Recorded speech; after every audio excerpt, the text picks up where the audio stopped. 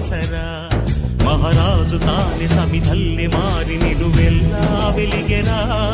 భోగాన్ని విడిచి త్యాగాన్ని వలచి తాపసిగా నిలిచెరా.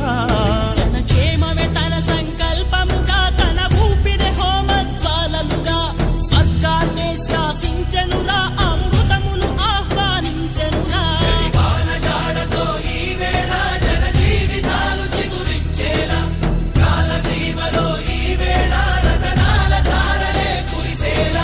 కల్లు కల్లు మని సిరిము వల్లే చినుకే చేరగా, జల్లు జల్లు మని పులకింతల్లు పుడమే పాడగా, హరివిల్లు నెత్తి కరిమబ్బు వాన బాణాలే వేయని, నిలువెల్ల మంచు వడగళ్ళు దాకి కడగళ్ళ